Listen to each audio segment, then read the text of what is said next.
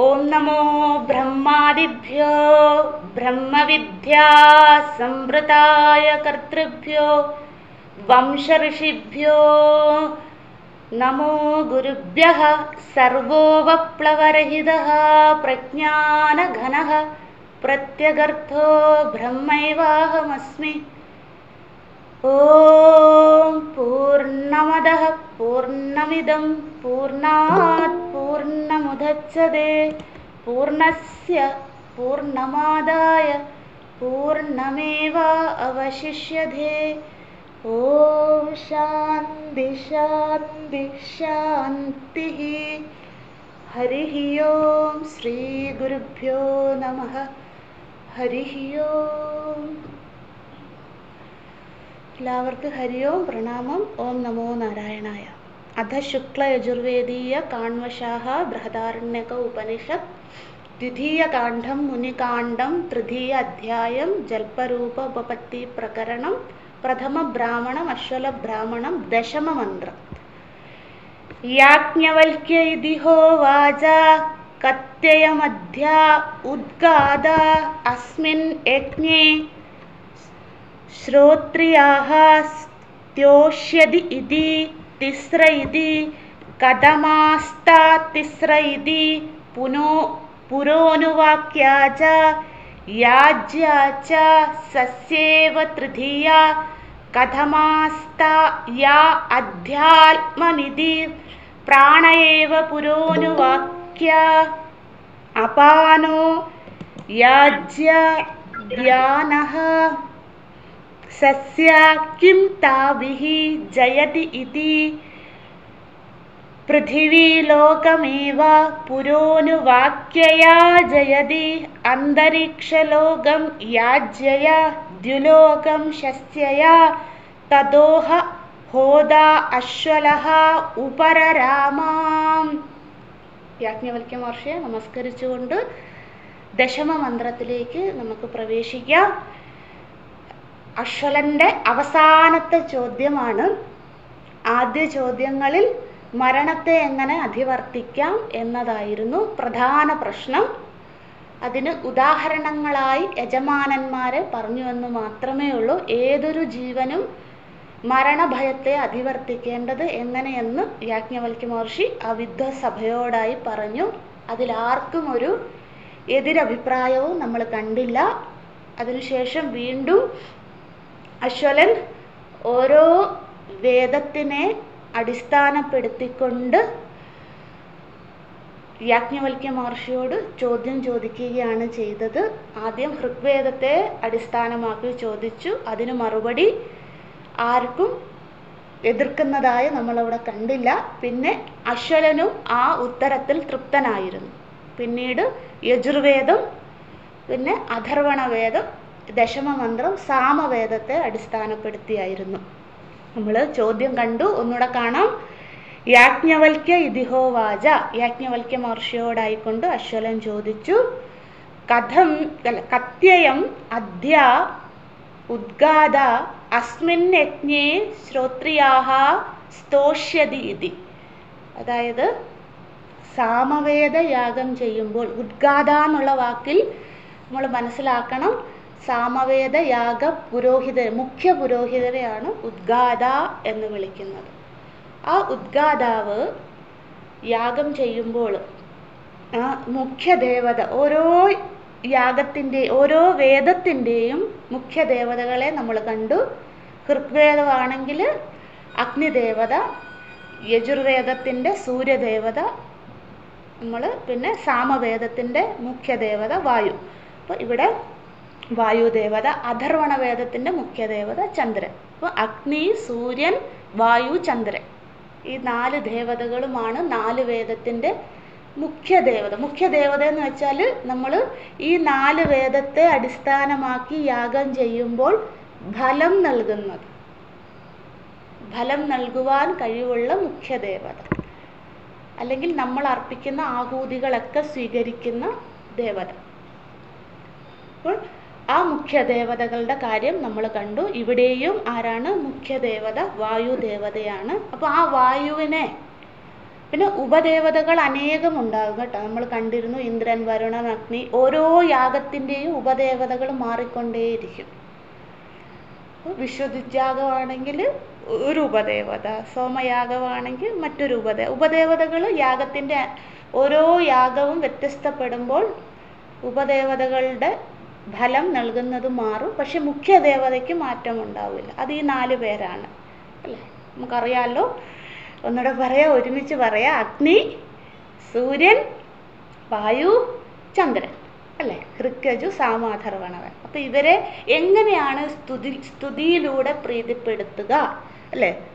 സ്തോത്രിയാഹ സ്തോഷ്യതി ഇതി, സ്തുതികളിലൂടെ, ഹൃക്കെന്ന് വെച്ചാൽ സ്തുതി ഗീതത്തിനെയാണ് അല്ലെ, സ്തുതി മന്ത്രങ്ങളെയാണ് വേദത്തിലെ 4 വേദത്തിലെയും ദേവതകളെ സ്തുതിക്കുന്ന സ്തുതി മന്ത്രങ്ങളെ ഹൃക്കെന്ന് വിളിക്കുന്നു. അപ്പം ഈ ഹൃക്കിലൂടെ എങ്ങനെയാണ് ദേവതകളെ സ്തുതിക്കുക എന്നാണ് ചോദിക്കുന്നത്. അപ്പോൾ അതിന് മറുപടി യാജ്ഞവൽക്യ മഹർഷി പറയുന്നതാണ്. നമുക്കതിലേക്ക് പ്രവേശിക്കാം. തിസ്രൈതി, 3 തരം സ്തുതികളിലൂടെയാണ്, അല്ലെങ്കിൽ 3 തരം ഹൃക്കുകൾ ചൊല്ലിയാണ് വായുദേവനെ പ്രീതിപ്പെടുത്തുന്നത്. കഥമാസ്താ തിസ്രൈതി അല്ലേ? അപ്പം അശ്വലൻ വീണ്ടും ചോദിക്കുകയാണ്, ഈ 3 തര ഹൃക്കുകൾ ഏതെല്ലാമാണ്? കഥമാസ്താ തിസ്രൈതി, 3 തരം ഹൃക്കുകൾ ഏതെല്ലാമാണ്? നമ്മൾ കണ്ടത് തന്നെ. അതായത് 4 വേദത്തിന് സ്തുതിക്ക് ഈ പേരേ ഉള്ളൂ. അത് ഓൾറെഡി യാജ്ഞവൽക്യ മഹർഷി ഋഗ്വേദത്തിൽ പറഞ്ഞതാണ്. പക്ഷെ അശ്വലൻ വീണ്ടും എന്താണ്, സാമവേദത്തെ അടിസ്ഥാനമാക്കി. അപ്പം അതിൻ്റെ അർത്ഥം എന്തായിരിക്കും? യാജ്ഞവൽക്യ മഹർഷിക്ക് 4 വേദവും അറിയാമോ ഇല്ലയോ എന്നുള്ള പരീക്ഷണമാണ്. പിന്നെ അശ്വലൻ്റെ മൂർഖത കാരണം, അശ്വലൻ്റെ അറിവില്ലായ്മ കാരണം എന്താണ്, അശ്വലൻ വിചാരിച്ചു യാജ്ഞവൽക്യ മഹർഷിക്ക് അറിയാവുന്നത് യജുർവേദമാകാം, മറ്റു വേദങ്ങൾ അത്ര എന്താ പറയുക മനപ്പാടമല്ലെന്നോ അല്ലെങ്കിൽ അതിലത്ര പരിചയമില്ലെന്നോ എന്തെല്ലാമോ അശ്വലൻ്റെ മിഥ്യാധാരണ കൊണ്ട് അശ്വലൻ വീണ്ടും സാമവേദത്തെ അടിസ്ഥാനമാക്കി ചോദിക്കുകയാണ്. പക്ഷേ യാജ്ഞവൽക്യ മഹർഷി അതിന് മറുപടി പറയുന്നു. പുരോനുവാക്യ എന്നത് പ്രഥമ ഹൃക്ക്, പ്രഥമ സ്തുതി. അതായത് ഏത് യാഗം ചെയ്തോട്ടെ ദേവതകളെ ആനയിച്ചിരുത്തുന്ന സ്തുതിഗീതത്തിനെയാണ് പുരോനുവാക്യം എന്ന് പറയുന്നത് അല്ലേ? നമ്മൾ കണ്ടിരുന്നല്ലോ. പറയണോ, നിങ്ങൾക്ക് എഴുതിയെടുക്കണോ?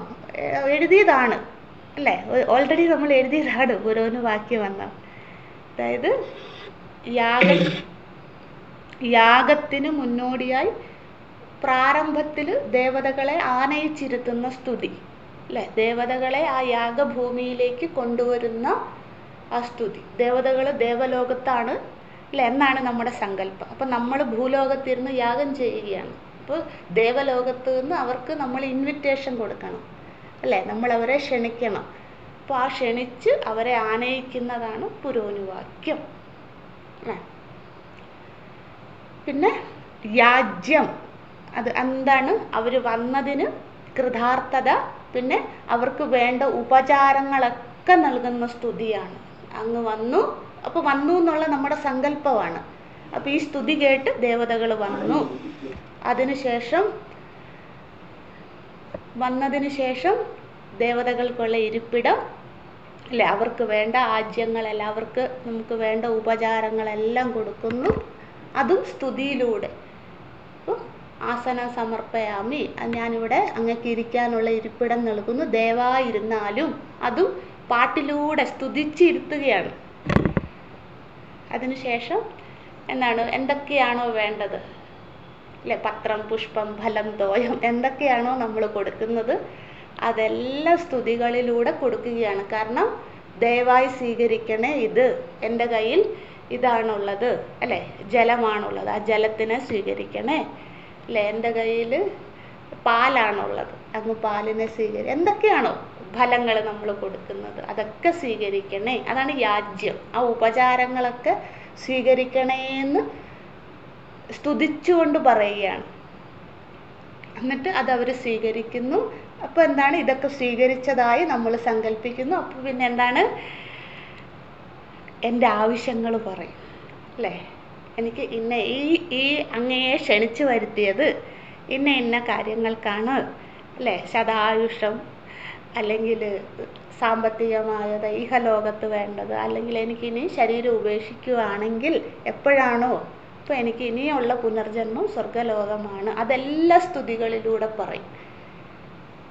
അതൊക്കെ എനിക്ക് നൽകണേന്ന് പ്രാർത്ഥിക്കുകയാണ്. അപ്പോൾ അത് ദേവതകൾ കേൾക്കുന്നതായിട്ടുള്ള ഭാവന, അതിനെയാണ് യാജ്യം. നമ്മുടെ ഉപചാരങ്ങളും ആവശ്യങ്ങളും പാട്ടിലൂടെ സ്തുതിയിലൂടെ പറയുന്നതാണ് യാജ്യം എന്നുള്ളത്.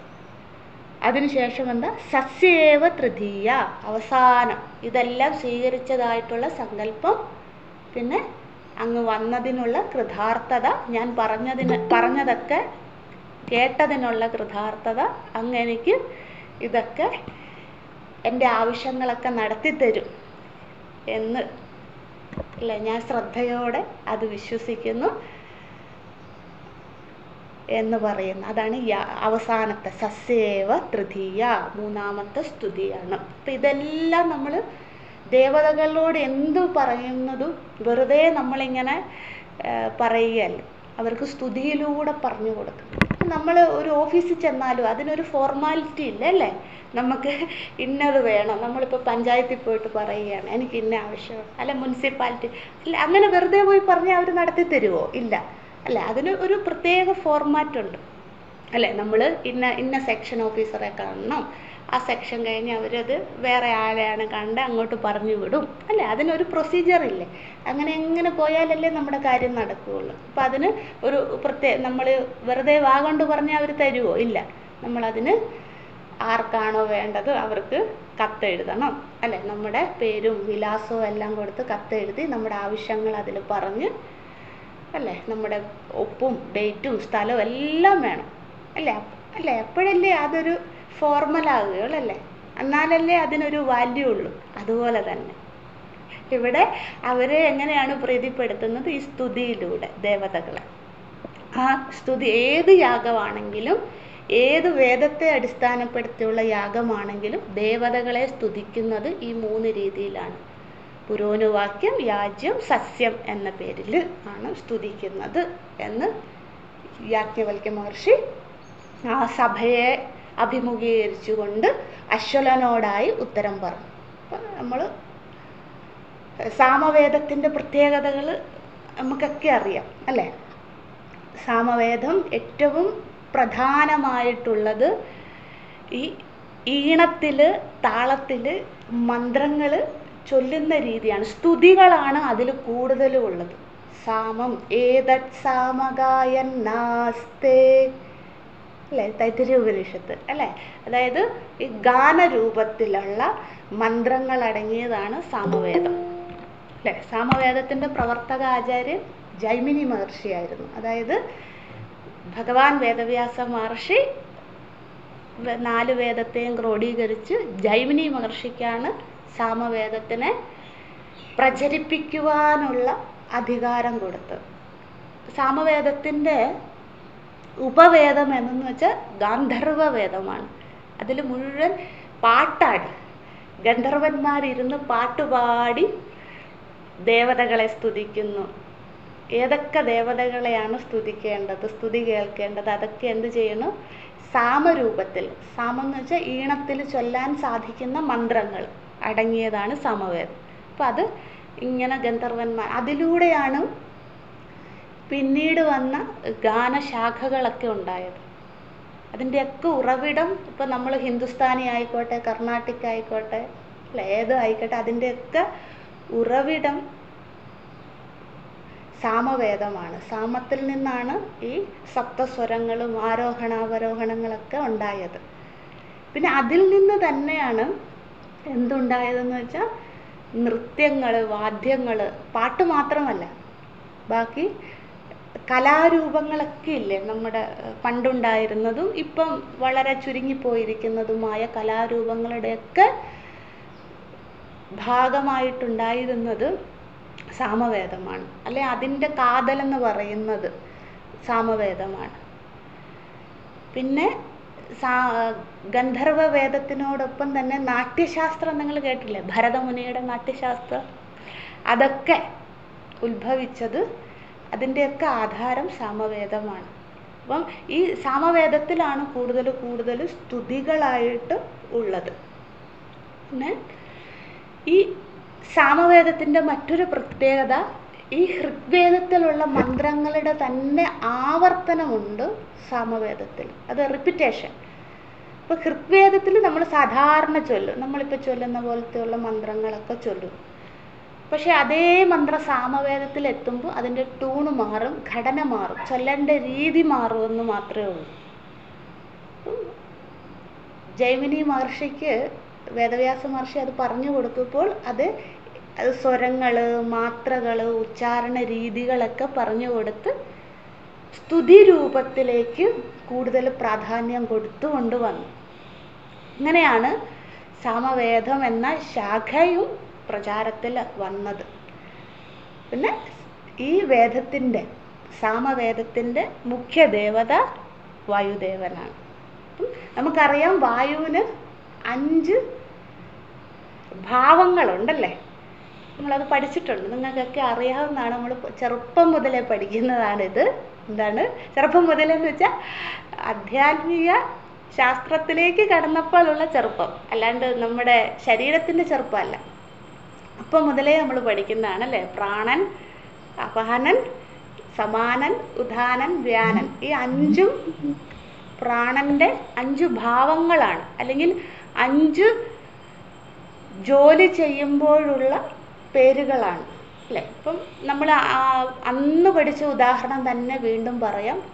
ഒരു പുരുഷൻ അല്ലെ, അച്ഛനാകുമ്പോൾ അച്ഛൻ എന്ന ടൈറ്റിൽ വരുന്നു അല്ലേ, മകനാണെങ്കിൽ മകൻ എന്ന ടൈറ്റിൽ, വ്യക്തി മാറുന്നില്ല അല്ലേ. മുത്തശ്ശനാകുമ്പോൾ മുത്തശ്ശൻ എന്ന ടൈറ്റിൽ വരുന്നു, ആ ഭാവം മാറുന്നതേ ഉള്ളൂ, വ്യക്തിക്ക് മാറ്റമുണ്ടോ. അയാൾ ഓഫീസിൽ പോകുമ്പോൾ അയാൾ മാനേജറാകാം, അയാൾ CEO ആകാം, അല്ലെ അയാൾ ക്ലർക്കാകാം, എന്താണോ അദ്ദേഹത്തിൻ്റെ ഡെസിഗ്നേഷൻ അതനുസരിച്ച്, ആ വ്യക്തിക്ക് മാറ്റമില്ല. അതുപോലെ തന്നെ പ്രാണൻ 5 ധർമ്മങ്ങൾ ചെയ്യുമ്പോഴുള്ള ഭാവമാണ് ഈ 5 എണ്ണമെന്ന് നമ്മൾ പഠിച്ചിട്ടുണ്ട്.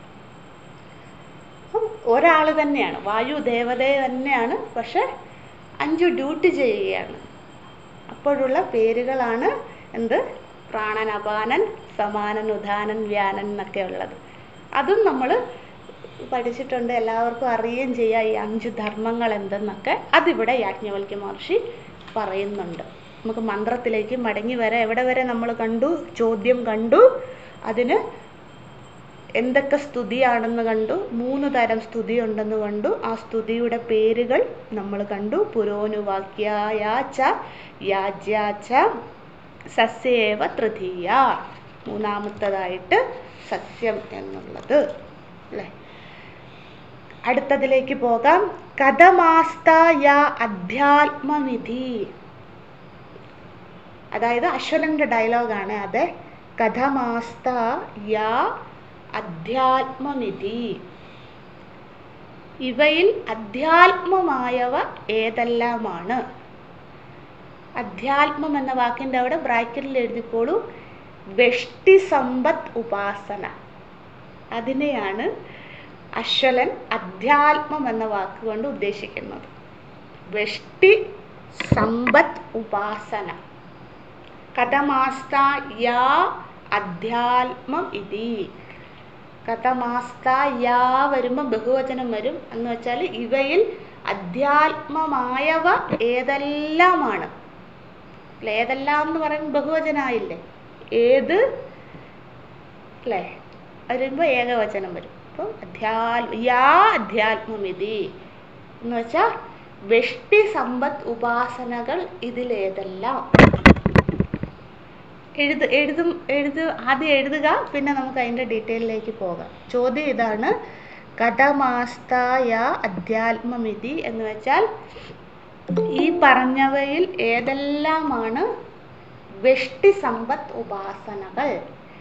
നമ്മൾ ആദ്യ 7ാമത്തെ മന്ത്രത്തിൻ്റെ തുടക്കത്തിൽ വെഷ്ടി അല്ലെ സമ്പത്ത് ഉപാസന പഠിച്ചിരുന്നു. അതായത് 6ാമത്തെ മന്ത്രത്തിൻ്റെ ലാസ്റ്റ് പറഞ്ഞു ഇനി മുതൽ പറയാൻ പോകുന്നത് സമ്പത്ത് ഉപാസനയാണ്. പക്ഷെ അത്രയും നേരം ഒന്നും മിണ്ടിയില്ല. എന്നിട്ട് അവസാനം എത്തിയപ്പോൾ അധ്യാത്മം എന്ന വാക്കിൽ, അതായത് വിജയിക്കണമല്ലോ അശ്വലന്. അപ്പോഴെന്തായിരിക്കും? വിജയിക്കാൻ വേണ്ടി നേരിട്ട് ചോദ്യം ചോദിക്കില്ല, മനസ്സിലാകാതിരിക്കാനായിട്ടുള്ള രീതിയിൽ ചോദ്യം. കാരണം അശ്വലൻ്റെ ചാൻസ് ഇവിടെ തീരുകയാണ്. അപ്പോൾ എങ്ങനെയും അശ്വലന് ജയിക്കണം. നമ്മളൊക്കെ സ്കൂളിൽ പഠിക്കുമ്പോൾ അങ്ങനെയല്ലേ, ആദ്യത്തെ 1 വേർഡ് 1 മാർക്കിൻ്റെ ക്വസ്റ്റ്യനൊക്കെ എളുപ്പമായിരിക്കും അല്ലേ. പിന്നീട് അവസാനം നമുക്ക് എസ്സേ വരും അല്ലേ, അത് 10 മാർക്കിനും 15 മാർക്ക്, അത് കുറച്ച് പ്രയാസമായിരിക്കും. അതുപോലെ തന്നെ ഇവിടെ കുറച്ച് പ്രയാസത്തിൽ ചോദിക്കുകയാണ്, വെഷ്ടി സമ്പത്ത് ഉപാസന എന്ത്? അപ്പം യാജ്ഞവൽക്യ മഹർഷി അതിന് മറുപടി പറയുകയാണ്, വെഷ്ടി സമ്പത്ത് ഉപാസന എന്ത്? നമ്മൾ സമ്പത്ത് ഉപാസന പഠിച്ചിരുന്നു. സമ്പത്ത് ഉപാസന എന്ന് പറഞ്ഞാൽ എന്താ? ചെറിയ കർമ്മത്തിന് വലിയ ഭാവത്തോടുകൂടി നമുക്ക് ചെയ്യാൻ സാധിക്കുന്ന ഏതൊരു സാധനയെയും സമ്പത്ത് ഉപാസന എന്ന് വിളിക്കുന്നു എന്ന് കണ്ടിരുന്നു അല്ലേ. നികൃഷ്ട കർമ്മണി ഉത്കൃഷ്ട കർമ്മച കർമ്മഫല ദർശനം അല്ലെങ്കിൽ ഭാവനം അല്ലേ, അതാണ് സമ്പത്ത് ഉപാസന. അത് ആ ഡെഫിനിഷനൊക്കെ വിട്ടേര്, ഇത്രയും മാത്രം ഓർത്താൽ മതി. നമ്മൾ ആ ഗംഗാജലത്തിൻ്റെ ഉദാഹരണം എടുത്താൽ മതി. നമ്മൾ നിത്യം ചെയ്യുന്ന ചെറിയ ചെറിയ അനുഷ്ഠാനങ്ങളിൽ നമ്മുടെ വലിയ ഭാവന കൊണ്ടുവരാൻ സാധിച്ചാൽ അതിന് വലിയ ഫലം. അതാണ് കർമ്മഫലജ എന്ന് പറഞ്ഞത്. നമ്മളെ കൊണ്ട് ഇപ്പം വലിയ യാഗമൊന്നും ചെയ്യാൻ പറ്റൂല അല്ലേ, അതിന് ഒരുപാട് സാമ്പത്തികമായ നമുക്ക് കഴിവുണ്ടായിരിക്കണം. ഏറ്റവും അടിസ്ഥാനം സാമ്പത്തികമാണ് വലിയ യാഗത്തിൻ്റെ. സാമ്പത്തികം ഉണ്ടെങ്കിൽ ബാക്കി എല്ലാ ഘടകങ്ങളും നമുക്ക് അനുകൂലമായിട്ട് വരും. അപ്പോൾ നമ്മളെ കൊണ്ട് അതൊന്നും സാധിക്കുന്നില്ല എങ്കിൽ നമുക്ക് എന്താണ്, നിത്യവും അത് ഭാവന ചെയ്യാം. അപ്പോൾ അതിൻ്റെ ഫലം, വലിയ ഫലം കിട്ടും. ഇപ്പോൾ ഒരു ഉദാഹരണം പറഞ്ഞാൽ, ഇപ്പോൾ എനിക്ക് സ്വർഗത്തിൽ പോകണം, സാമാന്യമായ ലൗകിക ഉദാഹരണം പറയാം. സ്വർഗത്തിൽ പോകണം എന്നാണ് എൻ്റെ ആഗ്രഹമെങ്കിൽ ഞാൻ എന്ത് ചെയ്യണം? അതിനായിട്ടുള്ള അഗ്നിഷ്ടോമയാഗം ചെയ്യണം, അല്ലെങ്കിൽ വിശ്വജിത്ത് യാഗം ചെയ്യണം, സോമയാഗം ചെയ്യണം, വാജ്പതി യാഗം ചെയ്യണം, അശ്വമേധയാഗം ചെയ്യണം, പുരുഷമേധയാഗം ചെയ്യണം. അങ്ങനെ സ്വർഗത്തിൽ പോകാനായിട്ടുള്ള അനേക യാഗങ്ങൾ പറയുന്നുണ്ട്. ഞാനിത് ചെയ്യണം, പക്ഷെ എന്നെ കൊണ്ട് സാധിക്കുന്നില്ല. പക്ഷെ സ്വർഗത്തിൽ പോകണമെന്നാണ് എൻ്റെ ആഗ്രഹം. അപ്പോൾ ഞാൻ എന്ത് ചെയ്യണം? എങ്ങനെയാണ്? ഇപ്പോൾ ഒരു ഉദാഹരണമാണ്, അശ്വമേധയാഗം എടുത്തോളൂ. അശ്വമേധയാഗം എടുത്താൽ സ്വർഗമാണ് ഫലം. അപ്പോൾ അതിനെന്താണ്? ഞാൻ ആദ്യം ക്ഷത്രിയനായി ജനിക്കണം, രാജാവാകണം, ചക്രവർത്തിയാകണം. രാജാവിനും മേളിലാണ് കേട്ടോ ചക്രവർത്തി. എന്ന് വെച്ചാൽ അനേക രാജ്യങ്ങളെ ഭരിക്കാൻ കിട്ടുമ്പോഴാണ് ചക്രവർത്തിയാകുന്നത്. അതായത് നമ്മൾ മുഖ്യമന്ത്രി പ്രധാനമന്ത്രി എന്ന് പറയില്ലേ, അത്. രാജാവെന്ന് വെച്ചാൽ മുഖ്യമന്ത്രി അല്ലെ, ചക്രവർത്തി എന്ന് വെച്ചാൽ പ്രധാനമന്ത്രി, രാജ്യം മുഴുവൻ. മുഖ്യമന്ത്രിക്ക് എന്താ, ഒരു സ്റ്റേറ്റ് അല്ലേ ഭരിക്കാൻ പറ്റും. അതാണ് രാജാവും ചക്രവർത്തിയും തമ്മിലുള്ള. ചക്രവർത്തി ആയാലേ എനിക്ക് അശ്വമേധയാഗം ചെയ്യാൻ പറ്റും. അപ്പം എന്താണ്, ഇതെല്ലാം ചെയ്തിട്ട് എനിക്ക് എവിടെ പോകാൻ പറ്റും? സ്വർഗലോകത്തിൽ പോകാൻ സാധിക്കുകയും ചെയ്യും.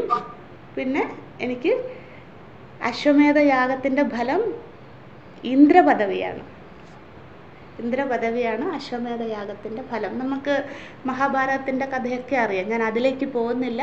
യുധിഷ്ഠിരൻ അശ്വമേധയാഗത്തിന് പോയ കഥയൊക്കെ നമുക്കറിയാം.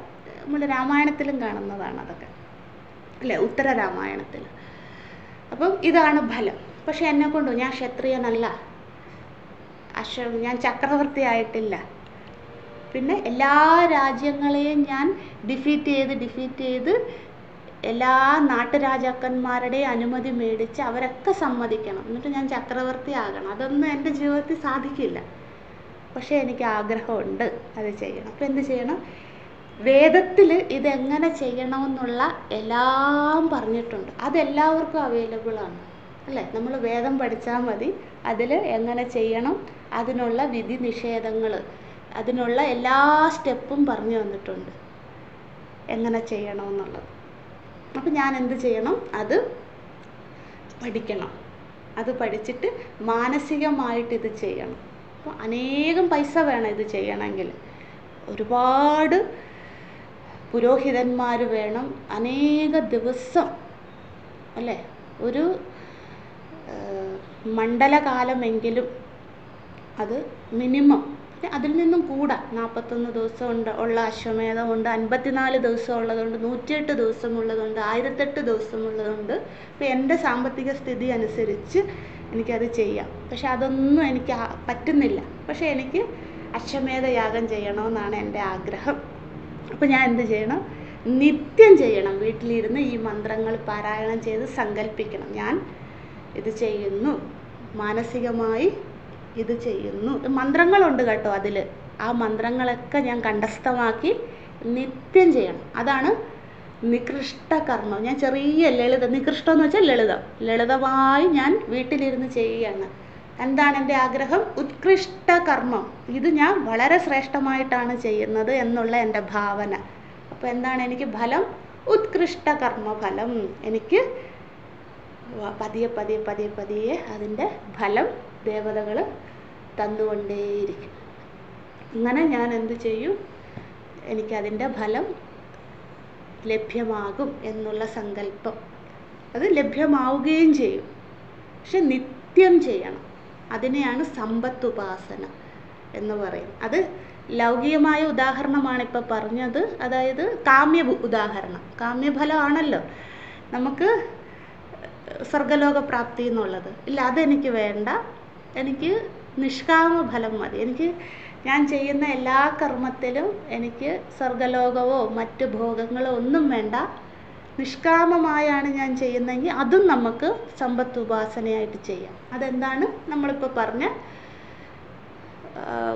ഗംഗാദേവിയെ പ്രാർത്ഥിക്കുന്ന ഉദാഹരണം. അതുപോലെ ഞാനിപ്പോൾ എൻ്റെ പൂജാമുറി എന്ന് പറയുന്നത് എൻ്റെ ഇഷ്ടദേവതയുടെ ക്ഷേത്രമായിട്ട് കാണാം അല്ലേ. ഇതൊരു 4 ചുമരുകൾ അല്ലേ ഉള്ള സ്ഥലമല്ല. ഇത് ദേവതയുടെ ഒരു ഫോട്ടോ അല്ല. ഞാൻ അതിൽ അല്ലേ, ഇതൊക്കെ അങ്ങനെയാണ്. പക്ഷെ ഞാൻ അതിനെ ക്ഷേത്രമായി കാണുന്നു. ഞാൻ എന്നും അവിടെ തിരിതെളിക്കുന്നു. അത് വളരെ നികൃഷ്ട കർമ്മമാണ്, ലളിതമായ കർമ്മമാണ് അതല്ലേ. പക്ഷെ ഞാൻ എന്താണ്? ക്ഷേത്രത്തിലാണ് തിരിതെളിക്കുന്നത്. എൻ്റെ പൂജാമുറിയിലിരിക്കുന്ന ആ വിഗ്രഹമായിക്കോട്ടെ അല്ലെ ഫോട്ടോ ആയിക്കോട്ടെ, അത് വെറും ഒരു ഫോട്ടോയോ അല്ലെങ്കിൽ വെറും ഒരു ശിലയോ അല്ല. അത് ഭഗവാന്റെ ചൈതന്യമാണ്. ഭഗവാനെയാണ് ഞാൻ അവിടെ കാണുന്നത്. അപ്പോൾ എന്താണ്? അത് ഉത്കൃഷ്ട കർമ്മമായി. അപ്പോൾ ആ ഭാവനയാണ് വ്യത്യാസം. അപ്പോൾ ഉത്കൃഷ്ട കർമ്മമായി ഞാൻ അതിനെ ഭാവിച്ചുകൊണ്ട് പൂജിച്ചാൽ എന്താ ഫലം? എനിക്ക് ഉത്കൃഷ്ട കർമ്മഫലം, എനിക്ക് ശ്രേഷ്ഠമായ കർമ്മഫലം ഉണ്ടാകും.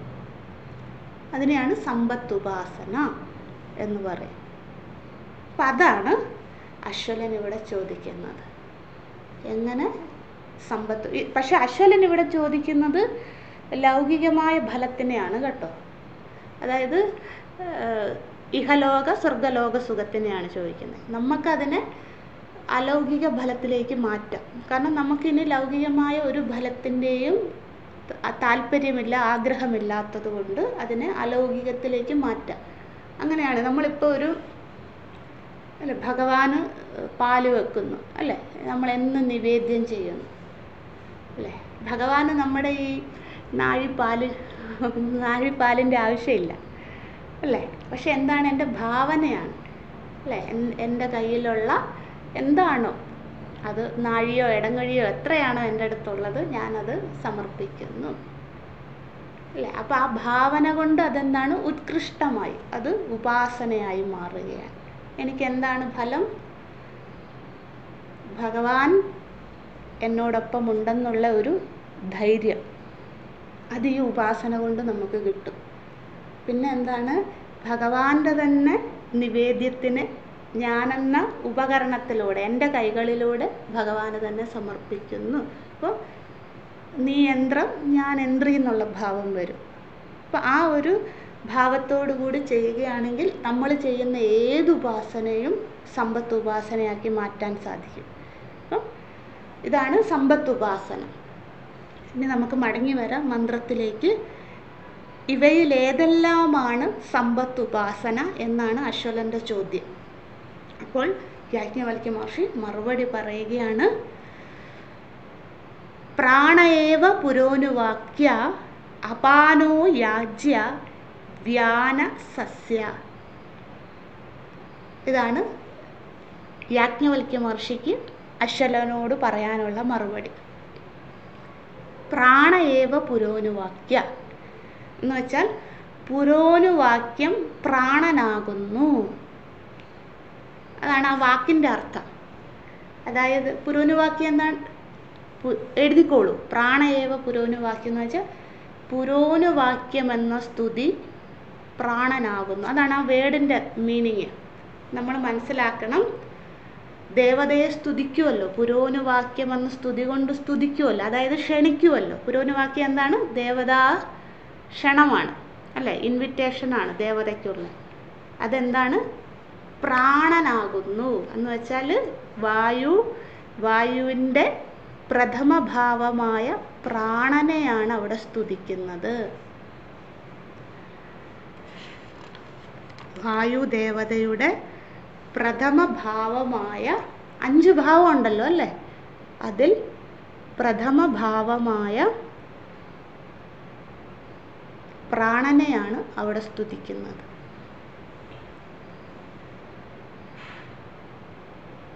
ഞാനത് മുഴുവൻ പറയട്ടെ, നിങ്ങൾ വേണമെങ്കിൽ എഴുതിക്കോളൂ. ഭാഷ്യത്തിൻ്റെ വ്യാഖ്യാനം ഞാൻ പറയാം. പ്രാണയേവ പുരോനുവാച്യം എന്നതിൻ്റെ എഴുതിക്കോളൂ. അല്ലെങ്കിൽ പിന്നീട് നോക്കുമ്പം പ്രയാസമാകും. എഴുതാൻ സാധിക്കുന്നവരെഴുതുക. പ്രാണയേവ പുരോനുവാച്യ എന്ന് വെച്ചാൽ സാമവേദ യാഗത്തിന് മുന്നോടി എന്ന് വെച്ചാൽ തുടക്കത്തിൽ അല്ലേ, സാമവേദ യാഗത്തിന് മുന്നോടിയായി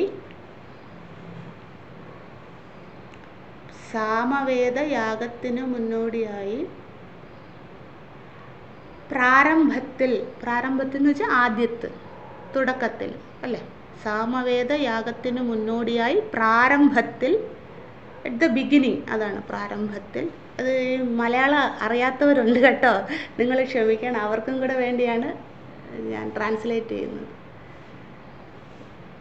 സാമവേദ യാഗത്തിന് മുന്നോടിയായി പ്രാരംഭത്തിൽ ദേവതകളെ സ്തുതിക്കുന്ന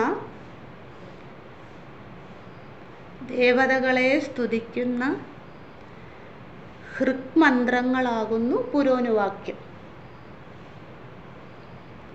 ദേവതകളെ സ്തുതിക്കുന്ന ഹൃക്മന്ത്രങ്ങളാകുന്നു പുരോനുവാക്യങ്ങൾ. സാമവേദ യാഗത്തിനു മുന്നോടിയായി പ്രാരംഭത്തിൽ ദേവതകളെ സ്തുതിക്കുന്ന ഹൃക്മന്ത്രങ്ങളാകുന്നു പുരോനുവാക്യങ്ങൾ.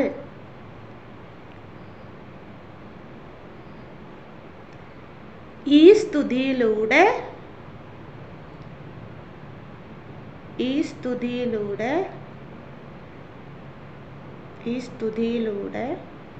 വായുദേവതയുടെ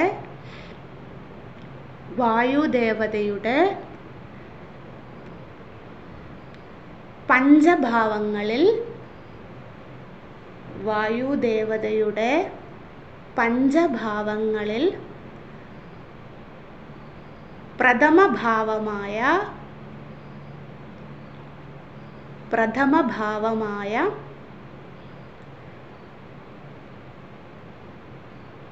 പ്രാണൻ എന്ന ഭാവത്തെയാണ് സ്തുതിക്കുന്നത്.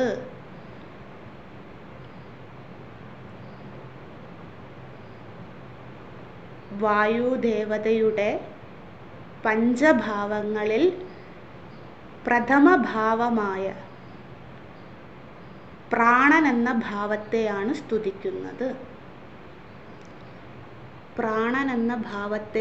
സ്തുതിക്കുന്നത്. Comma, സ്തുതിക്കുന്നത് എന്നെഴുതിയിട്ട് comma. അതിലൂടെ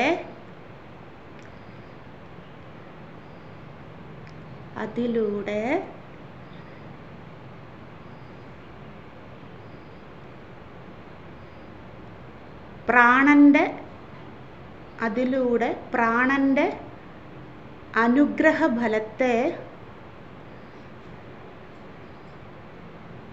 പ്രാണന്റെ അനുഗ്രഹഫലത്തെ, അനുഗ്രഹഫലം എന്താ? സ്വർഗലോകം അല്ലേ?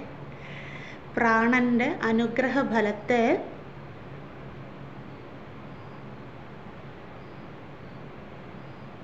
ഉദ്ഗാതാവിനും യജമാനനും ലഭ്യമാകുന്നു. ഉദ്ഗാതാവെന്ന് വെച്ചാൽ മുഖ്യ പുരോഹിതൻ, സ്തുതിക്കുന്നയാള് അല്ലേ? യജമാനൻ വെറുതെ അവിടെ ഇരിക്കുകയാണ്, പൈസയൊക്കെ മുടക്കി ഇരിക്കുകയാണ്. ഇതൊക്കെ ചെയ്യുന്ന ആരാളാണ്? ഉദ്ഗാതാവ് അല്ലേ? അപ്പം നമ്മളൊരു വഴിപാട് കഴിക്കുകയാണ്, നമ്മൾ തനിയെ ചെയ്യുകയാണെങ്കിൽ നമുക്ക് 100 ഫലം, അല്ല നമ്മളൊരു പുരോഹിതനിലൂടെയാണ് ചെയ്യുന്നതെങ്കിൽ അദ്ദേഹത്തിനും അതിൻ്റെ ഫലം കിട്ടും. നമുക്ക് 50% കിട്ടുകയുള്ളൂ, ബാക്കി മൂപ്പര് കൊണ്ടുപോകും. അങ്ങനെ അതാണ്. ആരാണോ സ്തുതി കേൾക്കണ്ടേ? ഇത് ചൊല്ലി കേൾക്കൂലേ? അപ്പം ദേവത ആരുടെയാ കേൾക്കുന്ന? സ്തുതിക്കുന്നയാളുടെ. അപ്പം അതാണ് പ്രാണന്റെ അനുഗ്രഹഫലത്തെ ഉദ്ഗാതാവിനും, സ്തുതിക്കുന്നയാൾ അല്ലെ, ഉദ്ഗാതാവിനും യജമാനനും, സാമവേദ യാഗം ചെയ്യുന്ന യജമാനനും ലഭ്യമാകുന്നു. ഒന്നുകൂടെ പറയാവേ. പ്രാണന്റെ അനുഗ്രഹഫലത്തെ സ്തുതിക്കുന്നവനും അല്ലെങ്കിൽ ഉദ്ഗാതാവിനും യജമാനനും ലഭ്യമാകുന്നു. സാമവേദ യാഗത്തിനു മുന്നോടിയായി പ്രാരംഭത്തിൽ ദേവതകളെ സ്തുതിക്കുന്ന ഹൃക്ക് മന്ത്രങ്ങളാകുന്നു പുരോനുവാക്യങ്ങൾ. Full stop. ഈ സ്തുതിയിലൂടെ വായുദേവതയുടെ പഞ്ചഭാവങ്ങളിൽ പ്രഥമഭാവമായ പ്രാണൻ എന്ന ഭാവത്തെയാണ് സ്തുതിക്കുന്നത്. അതിലൂടെ പ്രാണന്റെ അനുഗ്രഹഫലത്തെ ഉദ്ഗാതാവിനും യജമാനനും ലഭ്യമാകുന്നു. അതാണ് പ്രാണയേവ പുരോനുവാക്യ എന്ന വാക്കിൻ്റെ അർത്ഥം.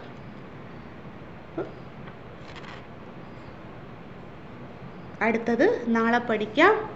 അപ്പം നമുക്ക് നാളെ കാണാമല്ലോ അല്ലേ? അപ്പോൾ എല്ലാവരും വരാൻ സാധിക്കുന്നവരൊക്കെ പങ്കെടുക്കുക, അല്ലെങ്കിൽ ഞാൻ റെക്കോർഡിങ് അയച്ചു തരാം.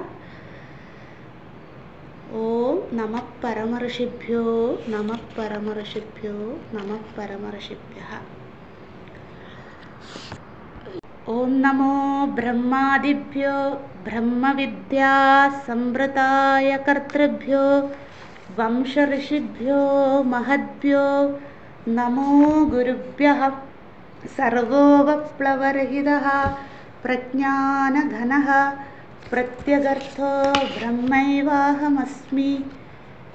ഓം പൂർണ്ണമദഃ പൂർണ്ണമിദം പൂർണ്ണാത് പൂർണ്ണമുദച്ഛതേ പൂർണ്ണസ്യ പൂർണ്ണമാദായ പൂർണ്ണമേവാവശിഷ്യതേ. ഓം ശാന്തി ശാന്തി ശാന്തി. ഹരി ഓം. ശ്രീ ഗുരുഭ്യോ നമഃ. ഹരി ഓം.